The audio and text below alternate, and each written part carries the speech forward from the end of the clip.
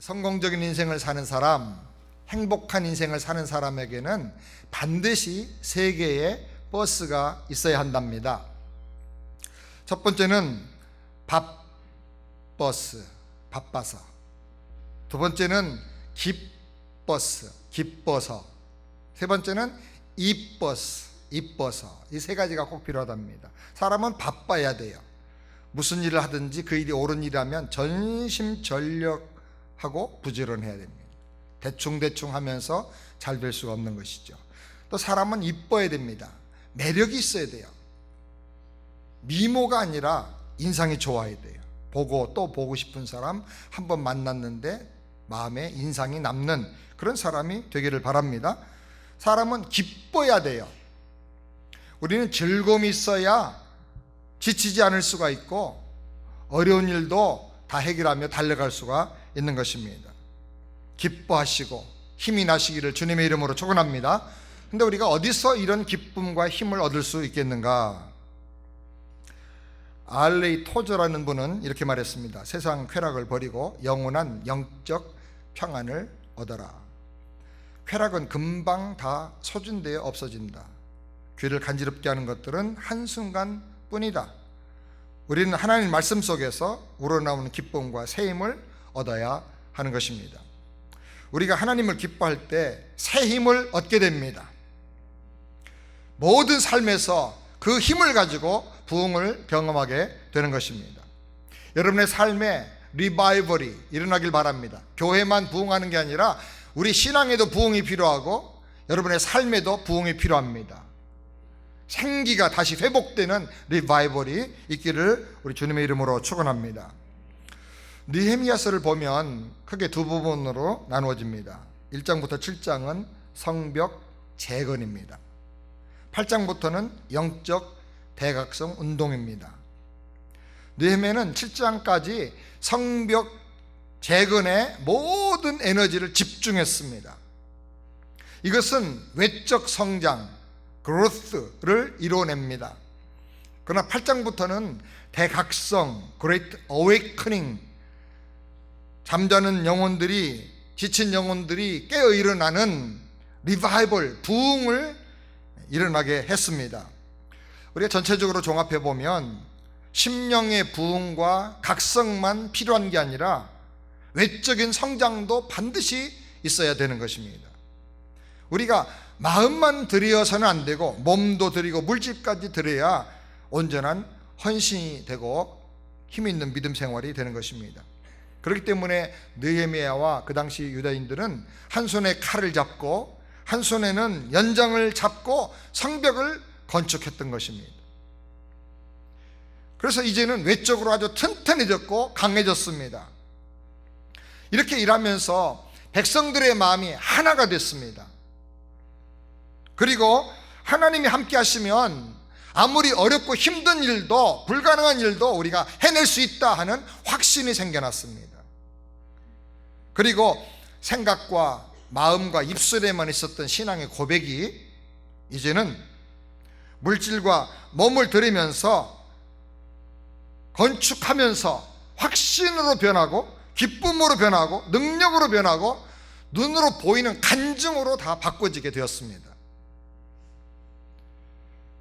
8장부터 이제 대각성 부흥운동이 일어나게 됩니다. 그동안에는 사역을 느헤미야가 주도해서 성벽 재건하는 사역을 해왔습니다. 그런데 이제 8장부터는 말씀 사역자인 에스라에게 전권을 다 이름합니다. 왜 그러냐면 직분과 은사가 각각 다르기 때문에 그렇습니다. 우리가 이 말씀을 생각하면서 오늘날 적용해보면 현대 교회에는 담임 목사라고 하는 그 직책이 말씀 사역도 해야 되고 행정 사역도 해야 되고 또 목회 사역도 해야 되고 그리고 많은 사람들을 신방하며 케어하는 사역도 해야 됩니다. 그래서 우리 성도들의 더 많은 기도, 집중적인 기도가 필요합니다. 우리 교회 교역자들 다 은혜 주세요 그렇게만 하고 대충 넘어가지 마시고 담임 목사는 특별한 기도가 필요해요. 정인수 목사님 어제 오후에 너무 몸이 안 좋아가지고 병원에 갔다가 한번 진료를 받았는데 뭐 그렇게 심각하지 않다고 생각하고 다시 집으로 돌아갔다가 오늘 새벽 4시에 심장마비로 세상을 떠났다 그래요. 저보다 조금 더 어려요. 젊어요. 그런데 참 얼마나 목회가 힘들었겠나. 심장이 과부하로 아마 마비가 되지 않았나 그런 생각을 해봅니다. 성도들의 삶에 크고 작은 모든 문제와 아픔과 사건들 다 마음속에 담고 기도해야 됩니다. 그리고 늘 말씀 생각해야 되고, 그러니까 체력으로나 마음의 심력으로나 영적으로나 이거는 하나님의 은혜 공급이 없으면 불가능합니다. 그래서 어떤 분은 말하기를 담임 목회자는 가만히 있어도 가만히 있는 게 아니다. 우리 성도들이 많은 기도가 필요합니다. 18세기 초 미국과 영국의 도덕성이 땅에 떨어지고 국가의 국력도 참 바닥이 날 정도로 약해졌었습니다. 사람들마다 술에 취해서 비틀거리고 집집마다 주정뱅이들이 가득 차게 되었습니다. 사람이 너무나 삶이 어려우니까 감정이 막 격하게 표현되면서 욕을 하지 않으면 대화가 안 됐다 그래요. 방탕하고 타락했고, 그 당시에 요즘은 뭐 암이 대부분 무슨 병이다 그러면 다 암이라고 그러는데 그 당시에 가장 유행했던 병이 뭐냐면 성병이었어요. 얼마나 사람들이 문란했는가를 알 수가 있죠. 이런 상황 속에서 조지 피필드라든지 요한 웨슬리라든지 조나단 에드워드 같은 사람들이 일어나서 기도하며 하나님의 말씀을 선포하게 되었습니다. 근데 그 하나님께서 그 말씀들을 통해서 사람들에게 은혜를 주셔서 마음들의 각성이 일어나고 회개하게 되고 삶이 변화되고 사회가 변화가 되게 되었습니다. 그래서 제일 먼저 대부흥이 일어났는데 술집들이 장사가 안 돼가지고 문을 닫기 시작합니다. 범죄율이 줄어들고 가정이 화목해지고 이혼율이 줄어들게 되고, 전에는 욕을 안 하면 말이 안 되고 문장이 안 됐는데 사람들이 변화된 다음에 욕을 빼고 말하니까 어떤 사람은 말을 못 알아듣는 일까지 생겼다 그래요. 이렇게 변화된 것은 국가의 힘이나 군대나 경찰의 힘으로 된 게 아니라 하나님 말씀을 깨닫고 하나님을 기뻐하고 체험하는 가운데 거기서 나오는 그 힘으로 마음이 변화되고 삶이 변화되면서 영국은 신사의 나라가 되고 미국은 오늘 같은 세계적인 큰 강국이 될 수 있는 그런 에너지를 얻게 된 것입니다. 사랑하는 여러분, 하나님을 기뻐할 때, 하나님을 경험할 때 새 힘이 나는 것을 믿으시기 바랍니다. 그 새로운 힘을 가지고 고난을 이기고 역경을 이기고 문제와 죄의 유혹을 이기고 승리하면서 부흥의 힘을 경험하는 우리 모두가 되기를 주님의 이름으로 축원합니다. 그럼 어떻게 그렇게 될 수 있겠는가? 오늘 말씀을 통해서 몇 가지 메시지를 생각해 원하는데, 첫 번째로 리더들과 백성이 말씀의 갈증을 느껴야 돼요. 말씀에 뭘 느껴요? 갈증을 느껴야 돼요. 말씀에 허기가 져야 돼요. 13절 말씀 다 같이 함께 읽겠습니다. 그 이튿날 무 백성의 족장들과 제사장들과 레위 사람들이 율법의 말씀을 밝히 알고자 하여 학사 에스라의 곳에 모여서, 오늘날 교회의 상황으로 적용한다면 교회 장로님들과 교역자들과 권사님들과 안수집사님들과 말씀 사역하는 목동들이 앞장서서 말씀을 사모해서 말씀을 더 알고 깨닫기 위해서 배우려고 에스라에게 찾아갔다는 거예요. 한마디로 말하면 말씀에 대한 갈증, 갈급함이 있었다는 거예요.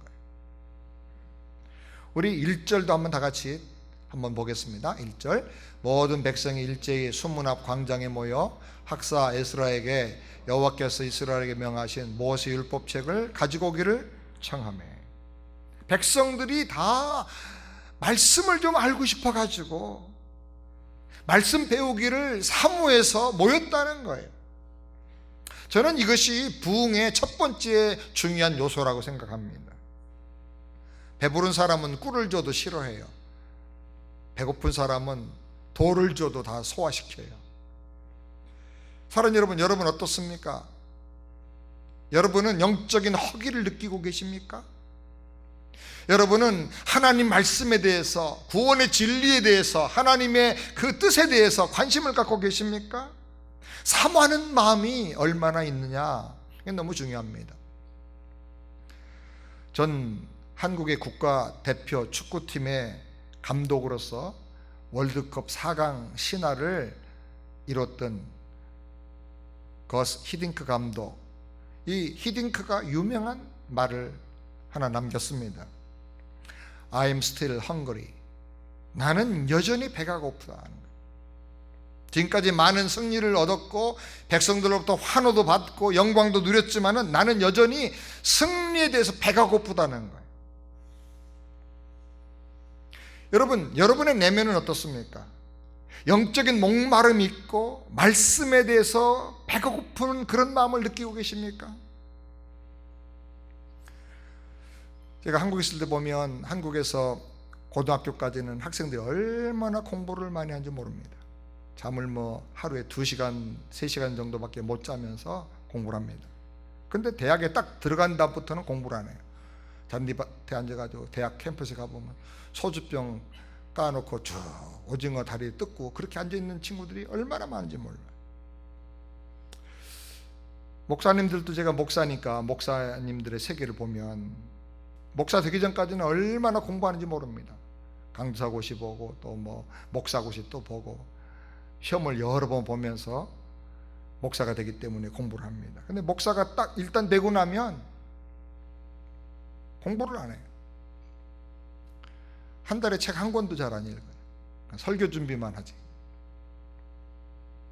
저도 그렇습니다만은 교회에서 직분자들도 보면 장로님이 되고 여자분들 권사님 되고 나면 그 다음부터는 말씀에 대한 굶주림과 사모하는 그 순수한 마음을 잃어버리는 분들이 참 많아요. 그래서 어떤 분은 임직식에서 권면하기를 장로 임직식이 남자 신자 신앙 성장의 무덤입니다. 임직 받고 나면 그 다음부터는 성경 공부도 안 하고 말씀에 대한 사모하는 마음도 없다는 거예요. 그렇게까지 얘기하는 분을 제가 들었어요. 저는 우리 교회 장로님들과 권사님들과 안수집사님들이 성경 공부와 양육자 훈련과 그 밖에 모든 일에 열심히 참여하는 걸 보면서 정말 얼마나 감사한지 몰라요. 오늘도 사무실에 잠깐 나오다 이렇게 보니까 우리 박도환 장로님이 중보기도 인도로 아마 가시는 것 같은데 다리를 쩔뚝쩔뚝하고 허리를 구부리고 하시더라고요. 몸이 많이 불편하신데 그래도 이 예배를 위해서 기도하시는 거예요. 사랑하는 여러분, 항상 우리가 영적인 굶주림과 영적인 갈증을 가지고 살게 되기를 주님의 이름으로 축원합니다. 대부흥사였던 무디가 교회 부흥의 비결이 뭐냐고 묻는 어떤 사람의 질문에 이렇게 대답했습니다. 매일 5분씩 자기 영혼의 문제를 진실하게 생각하고 매일 30분 이상 기도하며 말씀을 묵상하는 사람이 5명만 있다면 그 교회는 반드시 부흥한다. 교회 부흥의 비결은 다른 게 아니라는 거예요. 하나님의 은혜를 사모하는 마음, 허기지는 마음, 갈급한 마음, 목마른 마음, 하나님 은혜 없으면 못 삽니다 라는 그 안타까운 마음이 교회 부흥을 결정한다는 거예요. 하나님은 사모하는 마음에 은혜를 부어 주십니다. 우리 모두가 영적인 갈증과 말씀에 대한 허기짐을 갖고 살게 되기를 주의 이름으로 축원합니다. 두 번째로는 여호와를 기뻐함으로 부흥의 힘이 나와야 합니다. 10절 말씀을 함께 읽겠습니다. 여호와를 기뻐하는 것이 너희의 힘이니라. 신자의 힘은 다른 데 있는 게 아니라 하나님을 기뻐하는 가운데 하나님을 체험함으로 말미암아 그 힘이 나온다는 거예요. 죄를 이기는 힘, 세상을 이기는 힘이 바로 하나님을 기뻐하는 중에 우리에게 주어진다는 것입니다. 왜 그렇습니까? 예레미야 16장 19절을 다 같이 함께 보겠습니다. 여호와 나의 힘, 나의 보장, 환난 날의 피난처시여 열방이 땅끝에서 주께 이르러 말하기를 우리 열조에 계승한 바는 허무하고 망탄하고 무익한 것뿐이라. 열방의 모든 세상에 사는 사람들이 다 주님 앞에 와서 고백하는 말이 뭐냐면, 우리 열조 조상들이 계승해서 물려준 모든 유산들, 돈, 권력, 땅, 건강, 머리 좋은 거, 이런 것들이 힘이라고 생각했는데, 그런데 이 모든 유산은 돌아보니까 다 허무하고 망탄하고, 성경에 한 번 나오는 말이네. 망탄, 허망하고 탄식스러운 거, 망탄하고, 그리고 무익하다고 고백한다는 거예요. 그런데 하나님은 내 힘이시고 나의 보장이시고 나의 피난처시고 환난 때에 나의 도움이 되신다는 거예요. 아멘입니까? 여러분, 내가 병들어 신음할 때 물론 약도 먹지만 그 약을 효과 있게 해주시고, 내가 만난 의사가 정확하게 진단해서 치료하게 해주시고 나를 일으켜 주시는 분은 궁극적으로 여호와 하나님인 걸 믿으시기 바랍니다. 내가 사람들에게 상처받고 배반당하고 아픔당하고 실망해서 마음이 지쳐있을 때 내 마음을 만져주며 위로하고 싸매주시는 분은 결국은 하나님이세요. 그때는 누구 말도 안 되더라고요. 근데 하나님이 힘내, 내가 너와 함께한다, 그 말씀 한 말씀 들으니까 일어나게 되는 거예요. 그래서 저는 그 가사 늘 기억나요. 주님과 같이 내 마음 만지는 분은 없네. 온 세상을 다 훑어봐도요, 주님처럼 내 마음을 만져주고 싸매주고 힘나게 해서 일어나게 해주는 분은 주님밖에 없어요. 아멘입니까? 전도서 12장 3절 우리 다 같이 함께 읽겠습니다.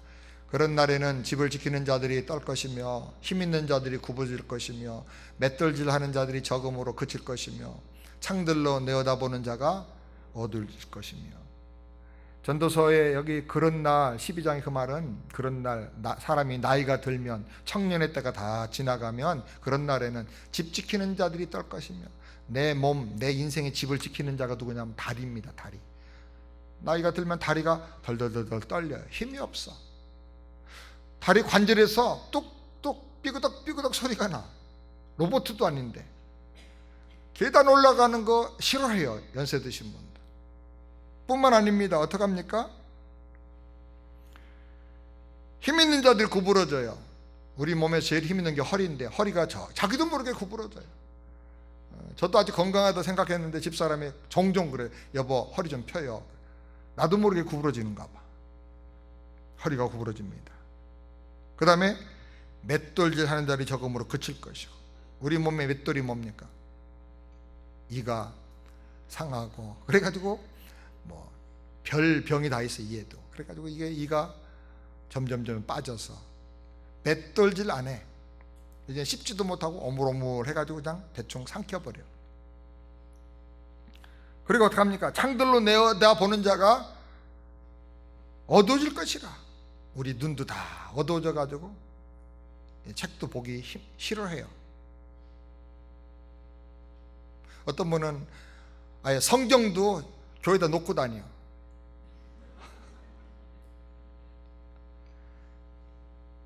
여러분, 세월 앞에서 영원한 게 없어요.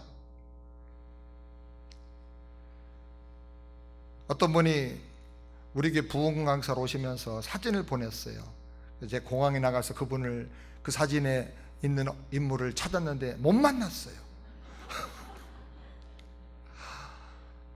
1시간 동안을 서로 못 만났는데 이분은 나 찾아다니고 나는 그분 찾아다니는데 몇 번을 지나간 분이야. 나중에 보니까 전성기 때 사진을 보내면 어떡해요. 아주 완전히 그냥 사람이 달라져 버렸어. 그래서 못 찾았어요. 그래 모시고 오면서 사진을 좀 최근 걸로 보내주세요. 실물로 보내주세요. 영원한 게 없어요. 시편 62편 6절 말씀 우리 다 같이 함께 읽겠습니다. 오직 저만 나의 반석이시고 나의 구원이시요 나의 산성이시니 내가 요동치.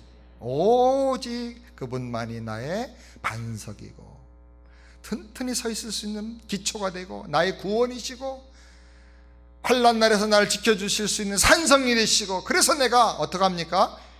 요동하지 않는다. 아멘. 하나님을 힘으로 삼고 사는 사람은 흔들리지 않는다는 것입니다. 이사야 12장 2절 말씀을 다 같이 함께 읽겠습니다. 보라, 하나님은 나의 구원이시라. 내가 의리하고 두려움이 없으리니 주 여호와는 나의 힘이시며 나의 노래시며 나의 구원이심이라. 하나님을 힘으로 삼고 사는 사람은 두려움이 없어, 겁이 없어, 일을 저질 수 있어, 모험해도 돼요. 어려운 일, 걱정스러운 일 있어도 마음에는 담대함이 있어. 하나님 함께 하시니까 내가 반드시 이길 수 있다. 아멘. 그래서 어려운 환난의 날에도 노래를 부를 수가 있는 거예요. 하박국서 3장 19절 다 같이 함께 읽겠습니다. 주 여호와는 나의 힘이시라. 나의 발을 사슴과 같게 하사 나로 나의 높은 곳에 다니게 하시리로다. 하나님을 기뻐하면서 에너지를 얻고 영력을 얻는 사람은 거룩한 수준으로 점점 그 인격이 올라가요. 사슴이 다니는 높은 곳처럼 점점 고상한 사람이 돼요. 거룩한 사람이 돼요. 말 한마디에도 감동이 되고 교양이 있고 수준이 있고 격조가 있어요. 인생의 승리자가 됩니다. 그래서 사슴처럼 옛날에 젊은 날은 막 시궁창으로 다니고 계곡으로 헤매고 다녔지만은 이제 점점 하나님이 주시는 그 능력을 가지고 높은 곳 정상을 다니면서 하나님 앞에 영광을 돌릴 수가 있다는 것입니다. 여러분의 삶 속에 이런 은혜가 있기를 주님의 이름으로 축원합니다. 시편 18편 1절 다 같이 읽겠습니다. 나의 힘이 되신 여호와여, 내가 주를 사랑하나이다. 이것은 다윗의 고백이에요. 다윗의 인생의 가장 핵심적인 신앙 고백 중에 하나가 하나님은 나의 힘이시다라는, 나의 힘이 되신 여호와여, 내가 주님을 사랑하나이다. 하나님을 기뻐하며 그 능력을 의지하고 사는 사람은 고난을 이길 수 있는 힘을 얻게 됩니다. 죄를 이길 수가 있습니다. 모든 유혹에서 승리할 수가 있습니다. 이 하나님 주시는 새 힘을 가지고 여러분의 인생이 승리하고 여러분의 가정이 변화되고 우리 교회와 모든 공동체 하는 일들이 달라지게 되기를 주님의 이름으로 축원합니다. 그 다음에 세 번째로 하나님의 성일은 안식일을 회복해야 합니다. 10절 말씀을 다 같이 함께 읽겠습니다. 느헤미야가 또 이르기를 너희는 가서 살진 것을 먹고 단 것을 마시되 예비치 못한 자에게는 너희가 나누어 주라. 이날은 우리 주의 성일이니 근심하지 말라. 여호와를 기뻐하는 것이 너희의 힘이니라. 여기 성일이라는 말 계속 강조되고 있는데요, 성일은 구약의 절기들과 특별히 안식일을 의미합니다. 안식일은 하나님께서 천지 만물을 그 지혜와 능력으로 창조하신 것을 믿고 고백하며 누리는 날입니다. 하나님께서 다 완성하셨기 때문에 내가 더 첨가할 게 없다. 그 하나님의 창조를 믿는 믿음으로 안식일날 아무것도 하지 않는 거예요. 안식일날 일하지 않는 것, 그거 자체가 하나님의 창조되심을 믿는 믿음의 고백인 것입니다. 그런데 이 놀라운 축복의 안식이 죄로 말미암아 파괴되고 말았습니다. 그래서 하나님은 그 이후에 이스라엘 백성들이 애굽에서 종노릇할 때 그들을 해방시켜 구원하신 후에 하나님의 구원을 너희가 믿고 기억하고 그것을 누리는 날로 안식일을 지켜라 라고 다시 제정을 해 주셨습니다. 그래서 창세기에 나오는 안식일은 창조가 완성됐다고 하는 의미에서의 안식일이었습니다. 그런데 죄 때문에 출애굽기에 다시 안식일이 제정되는데 이 안식일은 구원이 하나님의 은혜로 완성되었다라고 하는 의미에서 그것을 믿고 누리는 안식일을 제정을 해 주신 것입니다. 그런데 이 구약의 모든 제사나 말씀이나 이런 절기들은 장차 예수님, 그림자의 실체이신 예수님이 오셔서 우리에게 주실 구원과 영원한 안식의 그림자요 상징인 것입니다. 구약의 그림자로 예언됐던 실체이신 예수님께서 이 땅에 오셔서 십자가에서 죽으심으로 우리 모든 죄를 다 해결해 주셨습니다. 그리고 3일 만에 부활하심으로 죽음의 권세, 사망 권세를 깨뜨리고 영생할 수 있는 영원한 생명을 우리에게 주셨습니다. 예수님의 십자가 부활로 말미암아 죄로 파괴된 하나님의 창조가 다시 재창조되어 완성되고 영원한 구원이 우리 안에 이루어지게 된 것입니다. 그래서 우리는 예수님이 구원을 완성하신 주일을 안식일의 완성으로 지키는 거예요. 그러면 왜 예수님은 구약의 안식일인 토요일날 부활하시지 않고 안식 후 첫날인 주일날 부활하셨나? 이거 많은 사람들이 못 깨달아요. 안식교인들은 이거를 아직도 못 깨달아가지고 계속 안식일을 고집하는 거예요. 그 중요한 이유 여러분 꼭 기억하십시오. 첫 창조가 첫날부터 해가지고 안식일 날 7일째에 첫 창조가 다 끝나는 거예요. 그런데 이 첫 창조가 죄로 말미암아 안식일이 깨져버렸어요. 그래서 하나님께서는 대창조를 하시는데 첫 창조가 끝난 날까지 다 주님께서 십자가에서 우리 죄를 다 대속하여 구원을 완성하시고 첫 창조의 끝날인 안식이 지난 첫째 날, 대창조의 첫째 날에 부활하신 것입니다. 그래서 우리는 안식일이 주일로 바꿔진 거예요. 안식일을 주장하는 것은 구약의 첫 창조를 계속 붙잡고 있는 거예요. 우리는 구약의 첫 창조로 말미암아 죄로 말미암아 첫 창조의 안식이 파괴된 것을 예수님이 회복하신 첫 창조 끝날인 안식 후 첫날에 예수님께서 우리에게 영원한 안식을 주신 이 주일을 그래서 우리가 믿고 주일을 지키는 것입니다. 아멘입니까? 굉장히 중요한 영적인 구속사적인 진리입니다. 오늘 본문에 보면 느헤미야는 구약의 안식일을 회복했습니다. 우리는 신약에서 주일을 바로 잘 깨닫고 회복을 해야 됩니다. 주일을 가볍게 여기고 예배를 등한시하면 부흥은 물 건너가는 것이고요, 우리 신앙은 절대로 힘을 얻고 성장할 수가 없습니다. 현상 유지도 못합니다.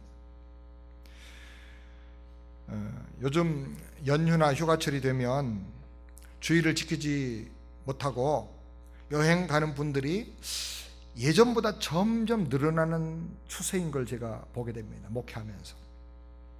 그런데 우리가 역사를 보면요, 수백 년 전에 유럽 교회가 똑같이 이걸 겪었어요. 휴가철 되면 교인들이 다 휴가하고 비니까 우리 교회는 거의 보면 한 10분의 1 정도만 이렇게 어디 가시고 또 10분의 1 정도는 또 다른 데서 오신 분들이 또 예배 오시니까 큰 변동이 없는 것 같아요. 그런데 유럽은 막 다 가버리는 거예요. 다 오는 사람 없이 다 가서 예배당이 비고 예배가 안 되니까 이제 목사님들도 휴가철은 우리도 휴가 가자 그래가지고 문을 2달, 3달 닫아버려요. 썸머 베케이션 그러면 그냥 몇 월 달부터 문 클로스합니다. 이렇게 되고요. 그리고 3달 만에 오니까 처음 뵙겠습니다죠. 다 예배가 썰렁하고 헐거워지고 3달 동안 믿음이 다 그냥 약해지고. 그래서 처음에는 휴가철에 문 닫더니 나중에는 아주 영원히 닫아버리는 거예요, 교회 문을. 한 20년 전에 제 선배 목사님이 유럽의 어느 교회 갔더니 그래도 예배를 드리는 데 찾았더니 그 도시에 몇 개 없더래요. 갔더니요, 할머니들만 10명 나왔는데 광고에 문 앞에 거기 가니까 오늘 예배 시간에 설교는 5분만 합니다. 그런데 10명밖에 안 오는 거예요. 5분만 하는데도. 왜? 이게 시간의 문제가 아니거든요. 아주 은혜를 다 잃어버리고 그야말로 펌프질할 때 마중물이라도 있어야 물을 뽑아내는데 그것까지 안 남아버린 거예요. 그래서 이제 교회 문을 닫았고 아주 이슬람 사원으로 팔아버리고 술집으로 나이트클럽으로 교회를 다 팔아버리고 말았어요. 그럴 때 우리는 역사적인 교훈을 깊이 깨닫고 좀 정신을 차리고 각성을 해서 주의를 잘 지키고, 주의를 지키기 위해서 우리가 정말 영적인 우리 안에서의 전쟁을 해야 하는 것입니다. 이해하고 들어주시면 좋겠습니다. 휴가를 가십시오. 그러면 예배 드리고 가십시오. 몇 시간 먼저 간다고 푹 쉬는 게 아닙니다. 휴식은요, 시간의 길이가 아니고 깊이에요. 깊이 쉬면 잠깐 잠을 자도 굉장히 편합니다. 근데 막 자는 동 마는 동 하면서 막 오랫동안 침대에 뒹굴고 있으면 시간을 많이 보내도 그건 쉬는 게 아니에요. 휴가도 마찬가지예요. 정말 감사한 마음으로, 기쁜 마음으로 잠깐만 쉬어도 그냥 회복이 되는데, 가가지고 또 지쳐서 싸우고 막 옥신각신하고 그러면서 있다 오면서 더 지쳐가지고 오는 거예요. 우리 자녀들에게 주일 성수의 신앙을 바로 잘 가르치고 물려주는 우리 세안교회가 되기를 주님의 이름으로 축원합니다. 아멘. 그 다음에 네 번째로, 말씀 중심의 영적 질서가 바로 잡혀야 합니다. 부흥이라고 하는 것은 감성적인 각성과 뉴층과 회개가 필요하고, 동시에 지성적인 말씀의 깨달음이 필요하고, 또 동시에 의지적인 말씀에 순종하겠다고 하는 결단이 필요합니다. 만약에 말씀을 깨닫기만 하고 그냥 찬양하고 말씀 들을 때 그냥 느낌과 감동만 받고 끝난다면 생활의 변화, 인격의 변화는, 삶의 변화는 일어날 수가 없는 것입니다. 변화가 일어나려면 중요한 게 있는데 11절 말씀 다 같이 함께 읽겠습니다. 레위 사람들도 모든 백성을 정숙케 하여 이르기를 오늘은 성일이니 마땅히 종용하고 근심하지 말라 하며, 그 앞에 10절을 보면 느헤미야가 말씀대로 백성들에게 선포합니다. 이날은 성일이니 근심하지 말고 여호와를 기뻐하라. 하나님을 기뻐하는 것이 너희의 힘이니라 선포했어요. 근데 그 다음에 11절에 보니까 그 말을 들은 레위 사람들이 모든 백성에게 다니면서 오늘은 슬퍼하지 말고 근심하지 말고 여호와를 기뻐하라, 오늘은 성일이다, 똑같은 말을 또 전해주는 거예요. 12절에 보니까 그 말을 들은 백성들이 말씀을 그대로 받아들이고 가정을 그렇게 하나님을 기뻐하는 분위기로 만들고 말씀에 순종을 하는 것을 보게 됩니다. 10절은 주어가 느헤미야가입니다. 11절은 레위 사람들도입니다. 근데 12절은 백성들이입니다. 똑같은 내용이 이렇게 흘러가고 있어요. 말씀이 질서 있게 흘러가는 거예요. 하나님께 순종하고 말씀에 순종하고 리더들을 영적으로 존중하면서 아름다운 말씀의 물꼬가 쫙 이렇게 흘러내려오는 거예요. 질서죠. 질서요. 영적인 축복과 능력이 흘러오는 물꼬예요. 건강하게 성장하는 교회들을 보면 담임 목사가 하나님 말씀을 선포하면 교역자들과 장로들과 목동들과 부서의 사역자들이 동일한 말씀을 성도들에게 계속 이렇게 같이 나누고 전하고 가르치는 거예요. 그렇게 될 때 한 말씀으로 모두가 하나 되어서 한 방향으로 나가니까 불가능한 일이 없어지고 어려웠던 일들이 쉬워지고 해결이 되는 거예요. 우리가 말씀 중심으로 마음이 하나 될 때, 우리가 모든 에너지를 다 모을 때 하나님의 놀라운 폭발적인 능력의 역사가 나타나는 것을 믿으시기를 바랍니다. 가정에서도 가장인 아버지가 주님의 뜻을 생각하고 기도하고 우리 가정 이렇게 하면 좋겠다라고 깨달아서 말을 하면 엄마도 같은 말을 해주고 형과 누나도 같은 말을 동생들에게 해주면서 가정이 한 그 말씀으로 쫙 가야 돼요. 그러면 가정이 화목해지면서 튼튼해져요. 근데 아빠가 말하면 엄마가 아빠 등 뒤에다 대고 애들한테 보면서 애들아, 아빠가 한 말은 다 헛소리야, 그냥 다 잊어버려. 만약에 이런다면 교육도 안 되는 거죠. 가정도 완전히 콩가루 집안이 되고 마는 거예요. 우리가 하나님 말씀에 순종하게 되기를 바랍니다. 말씀 듣고 집에 가면 우리 아이들하고 오늘 말씀 무슨 말씀 들었니? 나는 이런 말씀 듣고 은혜 받았어. 그리고 같이 나누면서 그 말씀 가지고 우리가 살자, 기도하자. 그리고 부부간에 나누고 아이들과 나누고 온 가정이 하나님이 주신 그 말씀에 따라 물꼬를 쫙 만들어 나갈 때 하나님의 은혜의 강수가 우리 삶 구석구석으로 흘러 들어오게 될 줄을 믿습니다. 마지막 다섯 번째로 7일 동안 초막에 거하면서 초막절을 지켰습니다. 17절 말씀을 다 같이 함께 읽겠습니다. 사로잡혔다가 돌아와 온 회무리가 다 초막을 짓고 그 안이 눈의 아들 여호수아 때부터 그날까지 이스라엘 자손이 이같이 행함이 없었으므로 이에 크게 즐거워하며. 초막절은 종로로 타던 애굽에서 하나님의 은혜로 구원받고 광야에서 하나님 인도해 주셔서 가나안 땅에 도착하고 가나안 땅을 기업으로 주셨다고 하는 사실을 기억하면서 들에 나가서 풀을 뜯어다가 또 나뭇가지를 뜯어다가 지붕에다가 혹은 집의 마당에다가 초막을 치고 거기서 텐트를 치고 야영을 하는 것입니다. 일주일 동안을 거기서 가족들과 함께 지내는 거예요. 그러면서 우리가 이전에 이런 집도 없었고 이런 천막에서 하나님 인도를 따라 이렇게 구원받아서 왔고 또 애굽에서는 이런 것도 못하고 노예 생활하며 고생하며 살았는데 하면서 아이들에게 하나님의 구원의 히스토리를 쫙 설명해 주는 거예요. 그러면서 우리가 누리는 모든 게 다 하나님의 은혜요 사랑이요 축복이다 감사하는 거예요. 그리고 절대로 처음에 이 초심을 잃어버리지 말고 교만하지 말자, 겸손히 하나님을 의지하고 믿음으로 살자 하고 온 가족이 은혜 안에서 다시 재결합하는 거예요. 초심으로 돌아가는 거예요. 구원의 감격을 다시 회복하는 겁니다. 우리에게도 어떤 의미에서 영적인 초막절이 필요합니다.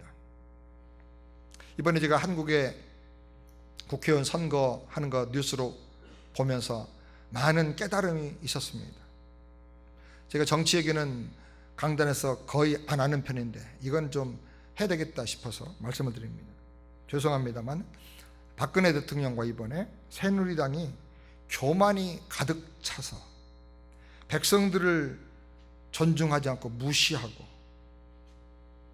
자기 마음대로 자기 사람만 세우려고 공천 파동을 일으켜가지고 결과적으로 백성들의 마음이 다 돌아서 버렸어요.